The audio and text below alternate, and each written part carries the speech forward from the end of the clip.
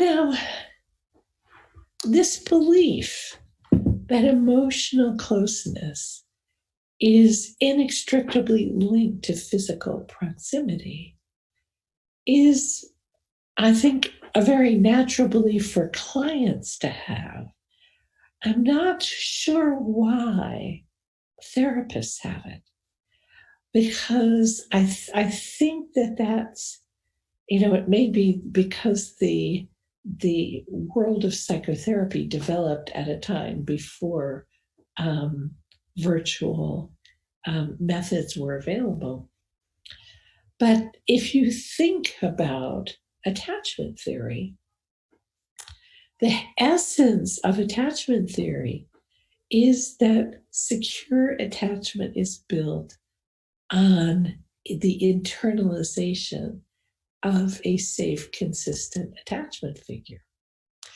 And if the child can't internalize the attachment figure as a secure base, it then creates insecure attachment. So one of the things that I think is getting missed, and that's not surprising in a time of crisis that we might be missing a few balls,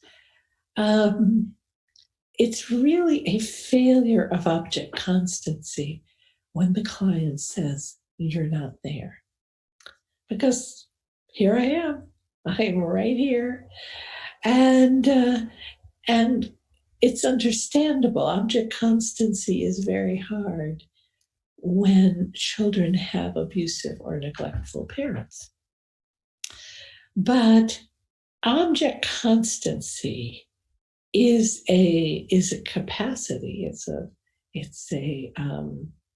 a brain development and emotional development that generally develops no later than age 6 in children. And the acquisition of object constancy is part of what allows children to separate enough to go to school. We're all familiar with object permanence, the ability to know that something is still there even if you can't see it. The best example these days being the cell phone, right? So when the parent puts the cell phone behind his or her back, when a child is 3 months old or 6 months old, the child doesn't realize that the object is still there. Object permanence is usually acquired in the toddler years, generally no later than age 3, usually earlier. And then object permanence, so that's object permanence, the ability to know that something is there even if it can't be seen. Object constancy is the ability to notice things as constant. So whether it's knowing, even when your parent is irritable or distracted, that parent is loving and there for you, as opposed to object inconstancy or the failure of object constancy, which is a huge problem for abused and neglected children, because usually their parent figures are not consistent. So when your parent is in a neutral mood some of the time, suddenly becomes enraged and violent at other times, or is withdrawn at yet other times, there's no way to develop object constancy. Securely attached parents, because their ability is to attune to the child, provide more consistency and constancy so that children are able to develop this sense of, oh yeah, mom is mad at me now, but she loves me. When the client says, you're not there, that's a failure of object constancy.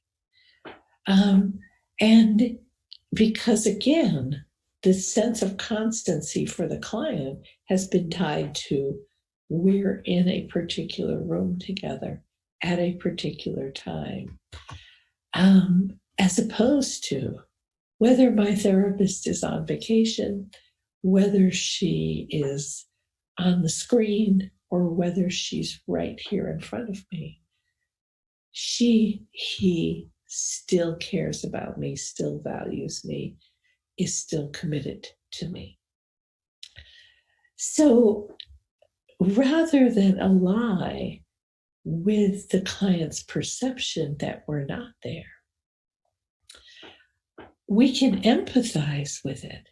We can empathize with, yeah, this is hard for you. Isn't it amazing? I'm the same person, at least last time I checked, same person. And perhaps some of us are actually doing telehealth from an office space, some from home.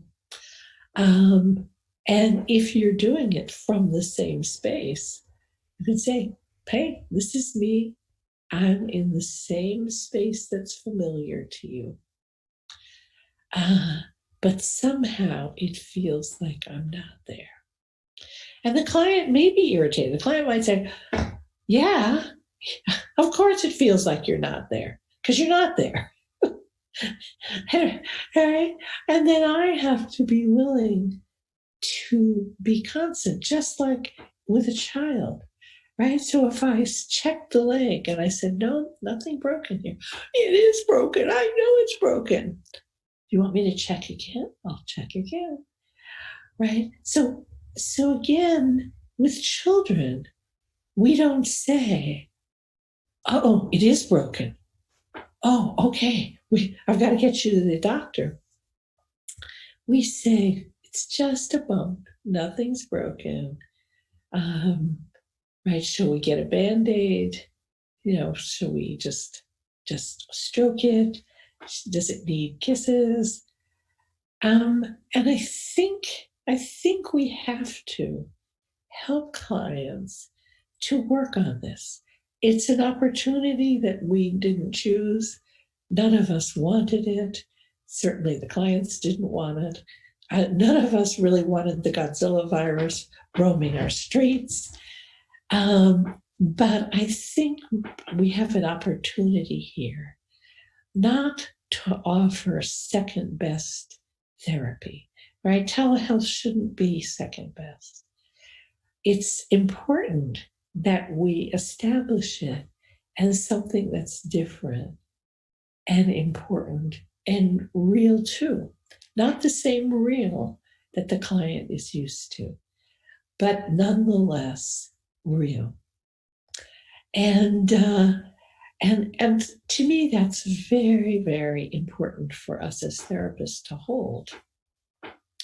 That real therapy doesn't have to be the old familiar, in many ways comforting person-to-person contact. It can be, both can be important in different ways.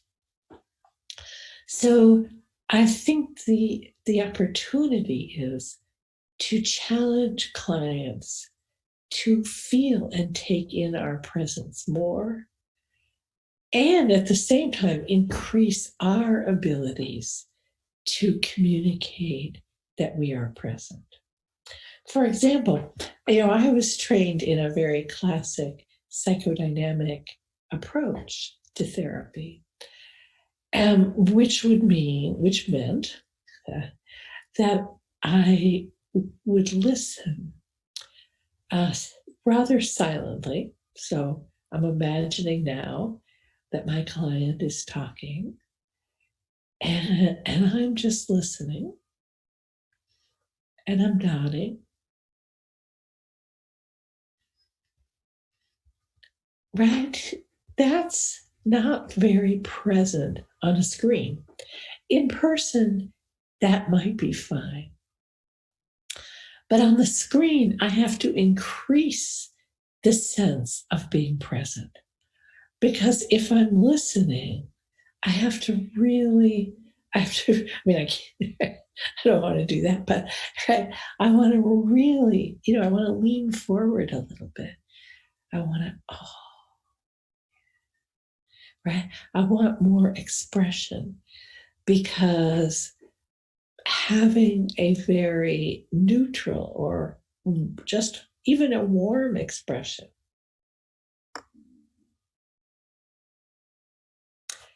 doesn't come across the screen as empathic, because the two dimensions take away some of what we can communicate in three dimensions.